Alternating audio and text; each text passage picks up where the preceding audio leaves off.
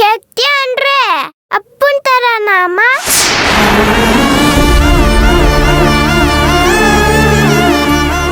ಹೌದು, ಅಪ್ಪನ್ ತರನೇ. ಒಂದ್ ನಿಮಿಷ ಇರಮ್ಮ, ಅಪ್ಪ ಬಲ್ಲಿ. ನೀನು, ನಾನು, ಅಪ್ಪ 3 ಜನ ಮಲ್ಕೊಳ್ಳೋಣ. ಈ ತರ ಕೈ ಇಟ್ಕೊಂಡು ಆಮೇಲೆ ಕತೆ ಅಲ್ವಂತೆ.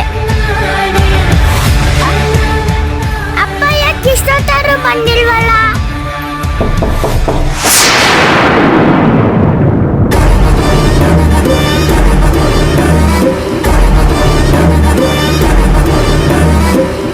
ಮಿಸ್ ಅಮ್ಮ, ನೀವ್ ಯಾಕೆ ಬಂದ್ರಿ? ಅಪ್ಪನ್ ಕಳ್ಸೋಗಿ. ನಂಗ್ ನಿದ್ದೆ ಬರ್ತಾ ಇದೆ, ಮಲ್ಕೋಬೇಕಲ್ವಾ? ರಾಘವ್, ಅಪ್ಪ ಇವತ್ತು ಮಲ್ಕೊಳಕ್ ಬರಲ್ಲ. ಅರ್ಜೆಂಟ್ ಫೋನ್ ಬಂತು, ಹೊರಗಡೆ ಕೆಲ್ಸದ ಮೇಲೆ ಹೋಗಿದ್ದಾರೆ. ಅವ್ರು ಲೇಟಾಗಿ ಬರ್ತಾರೆ. ಬಂದ್ಮೇಲೆ ನೀನು ಹೇಳಿಸ್ತಾರೆ, ನೀವು ಮಲ್ಕೊಳ್ಳಿ. ನೀನು ಇನ್ಫಾರ್ಮ್ ಮಾಡು ಅಂತಾನೆ ಹೇಳಿದ್ರು ನನಗೆ. ಅಯ್ಯೋ ಅಪ್ಪ, ನನಗ್ ತಾನೇ ಹೋಗ್ಬೇಕು. ನಿಮ್ಗೆ ಯಾಕೆ ಹೇಳೋದ್ರು? ನನಗ್ ಬಂದು ಹೇಳಿದ್ರೆ ನಾನೇನಾದ್ರು ಅಂತೀನ? ಅದು ನಿಮ್ಮಪ್ಪ ಬಂದ್ಮೇಲೆ ಅವರನ್ನೇ ಕೇಳು. ಸಾರಿ, ನಿಮಗೆ ತುಂಬ ಶ್ರಮ ಆಯಿತು ಅನ್ಸುತ್ತೆ. ಅಯ್ಯೋ, ಆ ಥರ ಏನಿಲ್ಲ.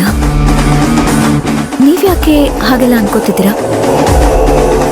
ನೀವು ಮಾತ್ರ ಹಾಗೆ ಅನ್ಕೋತಿದ್ದೀರಾ ಅಥವಾ ಮನೇಲಿ ಬೇರೆ ಯಾರಾದ್ರೂ ಹಾಗೆ ಅನ್ಕೋತಿದ್ದಾರಾ?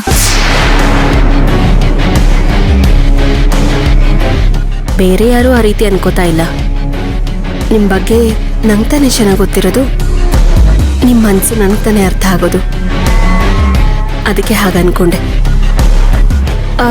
ನೀವು ರಾಘವ್ನ ಮಲಗಿಸಿ ನೀವು ಮಲಗಿ. ನಾನು ಇಲ್ಲೇ ಇನ್ನೊಂದು ರೂಮಲ್ಲಿ ಮಲ್ಕೋತೀನಿ. Good night. ಹುಷಾರು.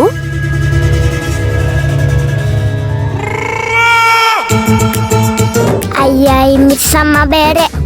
ಅಮ್ಮ, ಕತೆ ಬಾ ಅಮ್ಮ, ಕುತ್ಕೋ ಬಾ ಅಮ್ಮ. ಬಾ, ನೀನು ಕೂತ್ಕೋ. ಇಲ್ ಬಾ, ಮಲ್ಕೋ. ಅದೇನ್ ಗೊತ್ತಾ ರಾಘವ್, ಜೀವನ ಅಂದ್ರೆ ಸಿಹಿ ಇರುತ್ತೆ, ಕಹಿ ಇರುತ್ತೆ, ಬೇವಿರುತ್ತೆ, ಬೆಲ್ಲ ಇರುತ್ತೆ. ಎಲ್ಲಾನು ಜೀವನದಲ್ಲಿ ಅನುಭವಿಸ್ಬೇಕು. ಆಗ್ಲೇ ಜೀವನಕ್ಕೊಂದು ಅರ್ಥ ಸಿಗೋದು. ಗೊತ್ತಾಯ್ತಾ ರಾಘವ್?